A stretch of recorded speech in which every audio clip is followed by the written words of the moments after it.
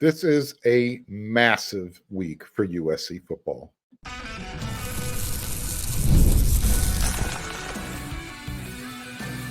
You are Locked On Trojans, your daily podcast on the USC Trojans. Part of the Locked On Podcast Network, your team every day. Fight on, everyone. I'm your host, Mark Holkin, and thank you for making Locked On USC part of the Locked On Network, your first listen every day. Whether you're watching the show on YouTube or wherever you're going to download your podcast, always remember the show is free and never forget how much I appreciate your support. These days, every new potential hire can feel like a high-stakes wager for your small business. That's why LinkedIn Jobs helps you find the right people for your team faster and for free. Post your job for free at linkedin.com/LockedOnCollege. Terms and conditions apply. Well, according to the NCAA website, the transfer portal officially opens April 16th, just a couple of days away. So the free agents will be coming and going for the next couple of weeks, but for a few days, and then, a few days later, guess what? USC has their spring game at the Coliseum. Looking forward to that. So there's a lot going on this week leading up to the team putting on the pads, smacking each other around inside that Coliseum. We're going to talk about the spring game all week on Locked On USC. So stick around throughout the week for that. What I do want to talk about in this first episode, though, transfer portal. Again, it's a big week. It's coming up, spring transfer portal window. Late last week, it almost felt like a Friday news dump when no one was paying attention. News broke that Jason Zandamela and Trojans Fagans, they were intending to jump into the spring transfer portal window. If you're an everydayer, you already knew this, right? But then on Friday, more news broke. Isaiah Rakes, the nose tackle who actually transferred to USC from Texas A&M, he's back in the portal. It's like did you even unpack? That's how long he's been at USC. So that's three guys now. And each one of them, different circumstance. And let's not forget that Bear Alexander actually tested the NIL negotiation market for a day earlier last week. So Trojans Fagans, he used the transfer portal to come to USC. That was following the 2022 season when he was at Alabama. Remember, Nick Saban doesn't let good talent leave his roster if he wants them there. That's all I'm going to say. Jason Zandamela, look, he came to USC in January, early enrollee, true freshman. His circumstance, he's homesick. Don't know what he's going to do. Probably going to go back to Florida. Most likely he'll end up committing to Florida State. I think that's what's going to happen. And then, as I mentioned, Isaiah Rakes, he arrived in January as well. 4 years of experience at Texas A&M. Who knows? He's gone. So before the Isaiah Rakes announcement, this is what Coach Riley said last week after Thursday's practice. Quote, this is USC. You're not going to beg people to be here. For every guy that leaves here, there's going to be a line of 100 people that would die to take a spot in a heartbeat. You know my feelings. I made them perfectly clear. Get rid of the spring window. It causes way too much chaos, in my opinion.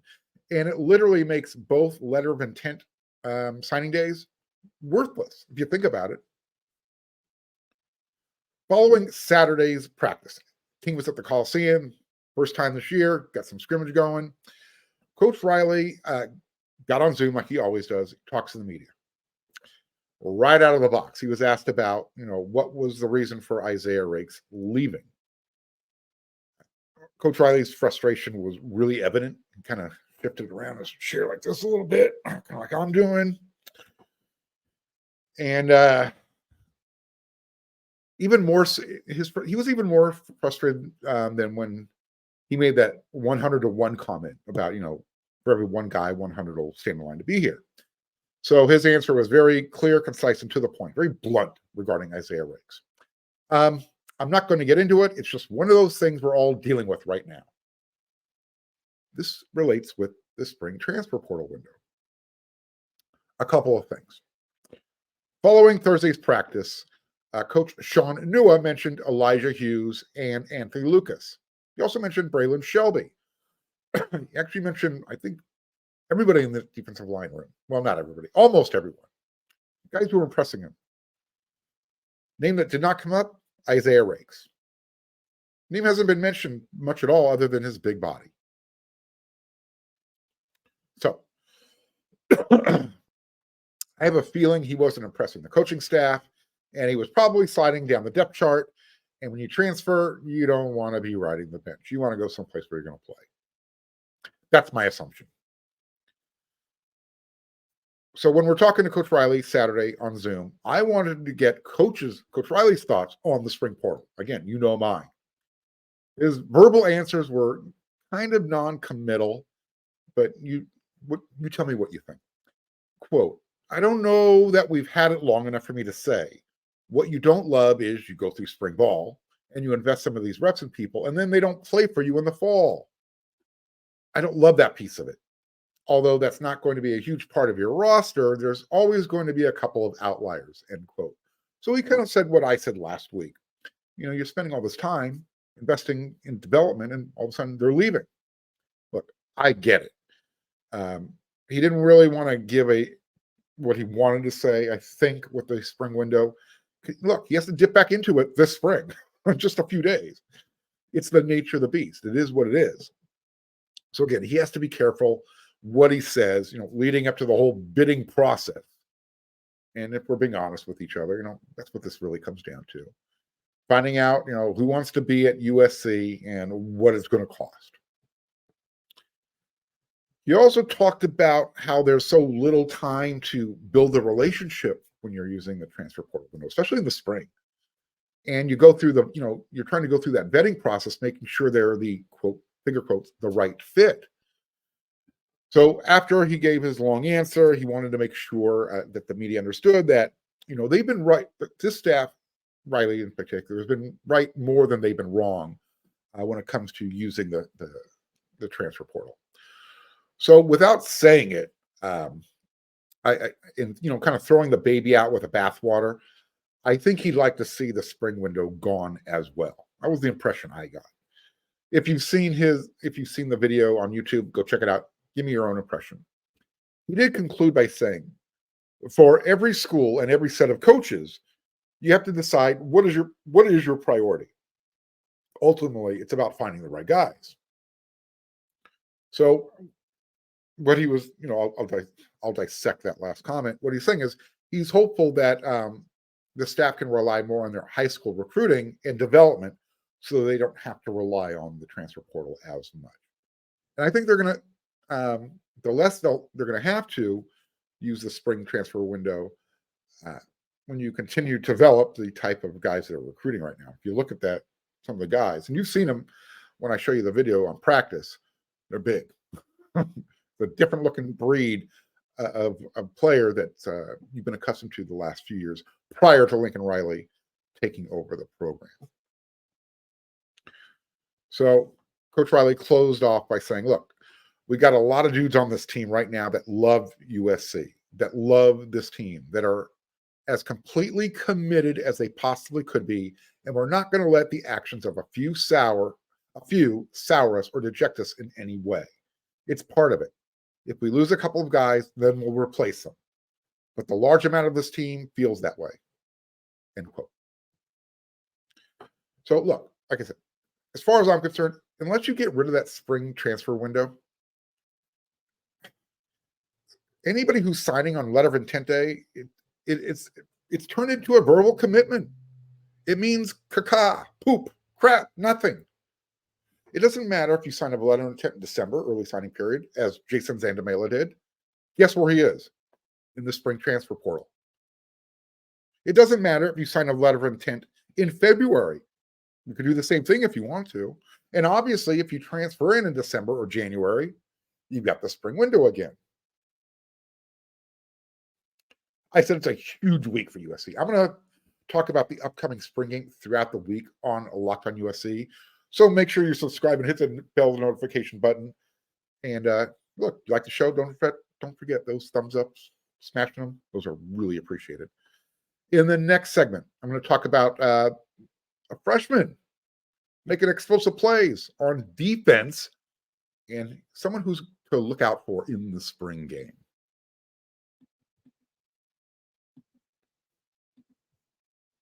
When you're hiring for your small business, you want to have as many top-tier candidates as possible to interview. That's why you have to check out LinkedIn Jobs. LinkedIn Jobs has the tools to help you find the right professionals for your team faster and for free. LinkedIn isn't just another job board. LinkedIn has a vast network of more than 1 billion professionals with a B, which makes it the best place to hire. Hiring is easy when you have that many quality candidates. So easy, in fact, that 86% of small businesses, they get a qualified candidate within 24 hours. Thankfully, with LinkedIn, the process is intuitive, quick, and easy. They even just launched a feature that helps you write your own job descriptions, making the process even easier and quicker. Post your job for free at linkedin.com/LockedOnCollege. That's linkedin.com/LockedOnCollege to post your job for free. Terms and conditions will apply.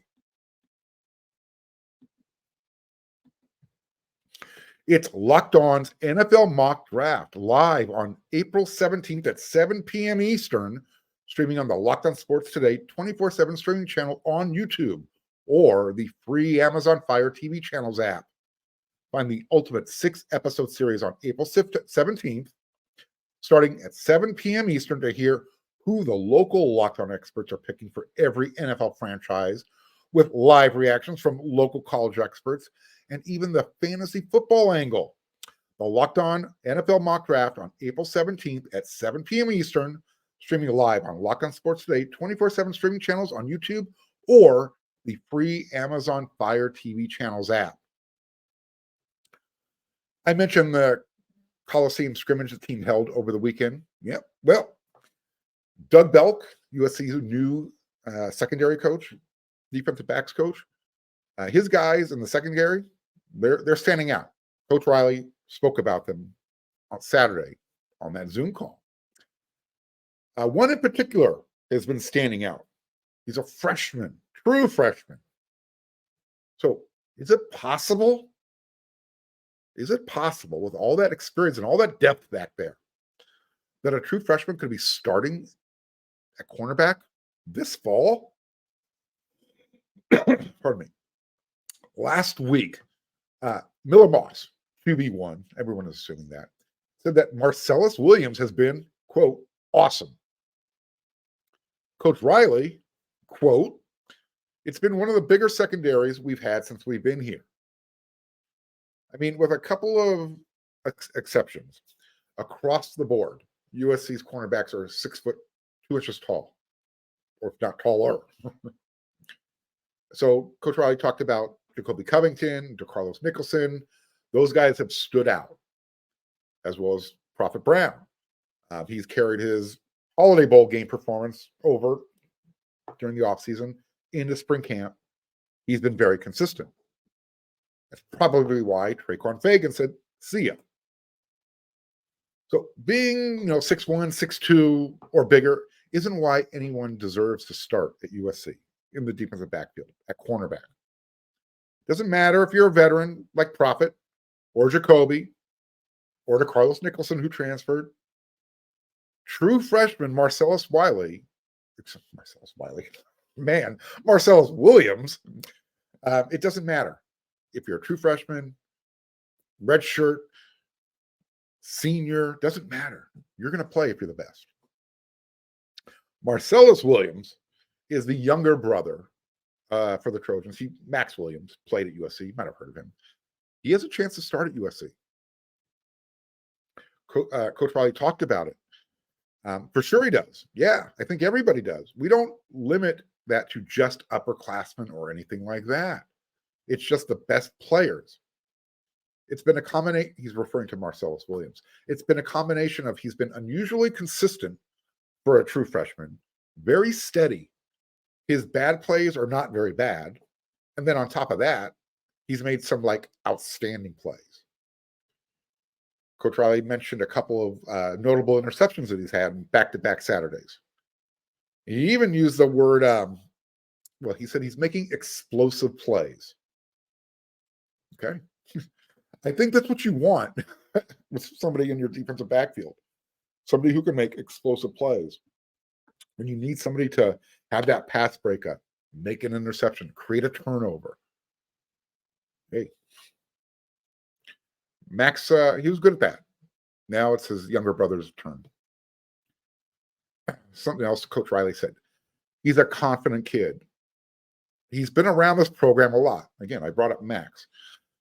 And I think that's helped him to come in, not really wide-eyed and just ready to compete. From his family history, I think there's probably an understanding of what it really takes at this level. I don't think he's shocked by that. So, again, Coach mentioned how he'll, when we're talking about Marcellus during the Zoom call, he every now and then he said he has to do a double take when he's looking at Celis because, facially, him and his older brother Max, they look very similar. But he also said that, they're very different people. They're similar, but they're not. Max was more, he described Max Williams as more of a ball of energy, where Celis is more reserved and kind of picks his spots to kind of let you know he's out there. Talking about the talking part of it. So, again, I anticipate seeing Williams, Celis, getting a ton of reps in the spring game. One, because he's earned it. Two, because John Humphrey, the transfer from UCLA, another one of those tall cornerbacks, he's a little dinged up. He had a small procedure. Coach Riley let us know about that. So he's going to miss the rest of spring camp. So these final two practices, Tuesday and Thursday, as well as the spring game. Now, unless there's more injuries, which I don't anticipate, but again, it's football. They've had a pretty physical practice. And so far, they've come out of it pretty unscathed. That's me knocking on wood there. So unless there's more injuries, and we don't want that. Here's my spring game starters for the secondary. And again, my starting lineup, just in the secondary, and you're going to have a lot of guys rotating in and out. So I think at one corner, you're going to have DeCarlos Nicholson. The coaching staff's really been talking him up a lot lately. And you don't get 6'4" guys growing on trees who can move like he does and who has the maturity that he does. He came out to USC kind of on a flyer. Never been out here before. So he and his significant other and his 2-year-old, they made the move. So again, there's a maturity factor with DeCarlos Nicholson. This is all about business. The other side of the field, I'm going with Jacoby Covington. He's healthy. And again, you keep hearing his name popping up from the coaching staff. And you saw him in the Holiday Bowl. I think he's become one of those team leaders on the defensive side of the ball. As far as nickel, again, I keep bringing up the name Prophet Brown. I think he's one of the reasons why Traquan Fagan said, you know what, I'm out of here. USC has recruited a lot of young guys. They're passing him up. Prophet Brown seems to have solidified himself as into the rotation. And again, he can play corner or nickel. And at the safeties, again, just the start. Kamari Ramsey, Coach Riley said he's been very consistent, very steady. Obviously, he should be. He knows the defense. Coming from Antonlynn's system at UCLA last year. And then I'm gonna do it. I'm gonna throw the or in there. So I've got Kamari Ramsey at one safety spot, and then at the other safety spot is going to be Achille Arnold or Anthony Beavers Jr. I wouldn't be surprised if Arnold gets if they're leaning towards Arnold. Again, transfer, that's how it works. Just to kind of see what he could show. The newness. But again, Anthony Beavers been making a name for himself. Very versatile. I talked to you about him on a previous episode. He's also doing some cross-training at that linebacker hybrid spot. They like what they see from him. So there you go. The secondary, they're standing out. And there's a good chance that a freshman could possibly be starting this fall at one of the cornerback spots. And here's what look. I doubt that he'll start against LSU. He's good enough if he continues to develop the way he is. You hear the way Coach Riley talks about him, the maturity factor coming up through the program, kind of being around it all the time. You never know. You don't wish for an injury. But what I'm saying is, it sounds like the coaching staff has a lot of confidence in this young man. There's a reason why he was one of the more highly rated recruits coming out of Southern California. Well, everybody around the country wanted him, and he stayed home. Comes from a really good family. If you've ever had a chance to meet his mom and dad, good people. They got 3 kids, all of them going to college. Max graduated from USC. They got another son, Mason, at Arizona State, and here comes the youngest of the group, Marcellus. And USC's getting 2 out of them, two out of the 3. Great family, strong man, and I'm looking forward to watching him develop at USC over these next few years.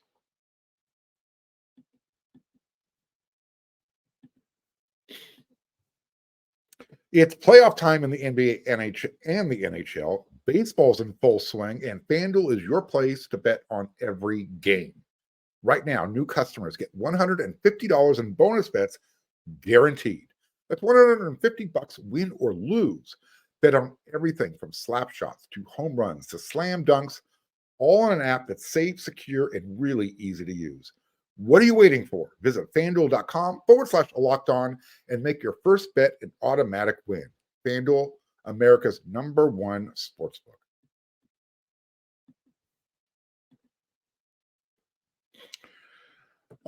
Look, I talk about recruiting on this show regularly. I mean, that's why you're here every day watching Locked On USC, part of the Locked On Network, your team every day. On one of those episodes of Locked On USC, I've talked about how the Long Beach Poly pipeline, how it's essentially shut down. It's dried up. Name the last player from Long Beach Poly that USC recruited.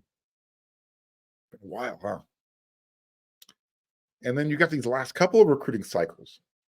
It's starting to look like that the modern day pipeline is starting to dry up a little bit.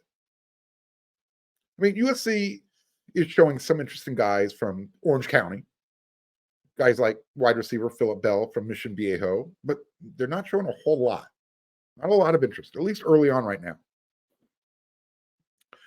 A couple of weeks ago, one of my everyday listeners asked me a question in the comment section. I was asked if I would put together a list of the best USC players from Orange County. He said, maybe even rank them. Well, if you ask, I'll do it. If it's within my means. Remember, this is a family show. Look, there's a lot of meat on that bone. By the way, everyday listener, viewer, Christian Totten, thank you. Fight on. Love the question. Here you go. Here's your answer. So you got a couple of Heisman Trophy winners in there, right? One of those guys, had an incredible NFL playing career, despite almost being killed a couple of times. Carson Palmer's body was tore up. I can't even go over all the injuries. I know he was hospitalized once with a punctured lung, lacerated organ here. We all saw that terrible knee injury he suffered in the playoffs. That was the year that they were destined to go to the Super Bowl. Anyways, Carson belongs on the list for sure. The other Heisman winner from Orange County, you had Matt Leinart, right? Played for 3 straight national championships, won 2, and he helped lead USC to a 34-game winning streak. I know folks who would die on their own hills trying to make the claim for Carson Palmer or Matt Leinart. It's personal. Then you have one of the best players, period, to come out of Orange County. This dude could have played both ways if the human body could handle it at the Division I level. But Matt Groots, yeah, look, he had his own clan of backers. You can give him his own mountaintop, and you're going to have a bunch of guys over there planting a flag saying, nope, Matt Groots, he's the best. I don't know. What about Mark Sanchez? Does he make the top 10? Does he make the top 15? Where does Matt Barkley go? Think about it. When he came to USC, he arrived during the dark time, sanctions. USC couldn't go to bowl games. We know about their recruiting limitations, but Matty Trojan, he stuck through it. He came. That's what it means to want to be a Trojan. And as far as I'm concerned, he still has the best FU touchdown pass against UCLA ever. You know what I'm talking about. When Coach Rick Neuheisel called that timeout. All right, you want to play? Well, Coach P. Carroll said, hey, let's dial up a deep ball. Damian Williams, touchdown. Almost created a brouhaha at midfield. I loved it. What about Sam Baker? Remember, big offensive tackle? Yeah, he belongs somewhere on the list. But I needed an expert on this, someone who's been doing this a lot longer than me and who's seen a lot more than me. Seen them all. I dialed up my good friend, Peter Arbogast. I said, hey, help me out here. Give me some more names. And he even sent me some honorable mention guys. So in no particular order, I'm going to roll off the 14 guys. So I mentioned Matt Leinart. I mentioned Matt Barkley. I mentioned Carson Palmer. I mentioned Sam Baker. Well, here's a few more. I mentioned Matt Grudegood. How about Amon-Ra St. Brown? Where would you rank him? Scott Ross, remember the linebacker? Laguna Beach. Mike Patterson. Los Alamitos High School. It's, I guess you can call it Orange County. It's the buffer zone between LA County, Long Beach, and Orange County. What about Adrian Young? Old timers, you might remember him. Running back Kennedy Pola. Offensive lineman Keith Van Horn. Here's a name. How good could Todd Marinovich have been? What if? I mean, you talk about the ultimate Monday's morass. What if Todd Marinovich was clean? Man, so much talent. A couple of other names, older names: Jim Lawrence, Dave Cadigan. Here was an honorable mention list. I know we can move these guys up and down. This is where you guys hit the comment section. You ask, you get, participate. What about Rob Johnson, quarterback, Mission Viejo? Tom the Bomb Malone. You know, there was a Heisman campaign going. We actually started a Tom the Bomb Malone Heisman campaign. The guy, he actually had the best punt average for the season, but he couldn't qualify for the Ray Guy Award because USC didn't punt enough that year. Crazy. And then a few other names. Yeah, remember David Beeler, kicker. He was he transferred to USC. He played with a neck roll. He looked like a safety. Lenny Vandermaid, there's a name. Gary Orcutt. Joe Abema. I apologize for mispronouncing that name. Joe Abema. Anyways, so there's some more names. Who did I miss? I'm sure I did. There's so many names out there. Hit me up. Hey, if you guys want me to talk about something, let me know. I'll do it. But this week, huge week. You got the transfer portal. We already know a few guys who are leaving USC. I'm going to keep you updated on guys who USC is after. In fact, on tomorrow's episode, I've already started compiling a list of players that they need at offensive tackle, wide receiver. That's on the offensive side of the ball. We know they're going to be attacking the transfer portal for some depth help on the defensive line. I'll have a list there for you as well. Names are starting to emerge, big-time names. So stick around. This is why you watch Locked On USC 5 times a week. And again, we're going to be talking about the spring game coming up as well. Huge week. So until then, everyone, you know what to do.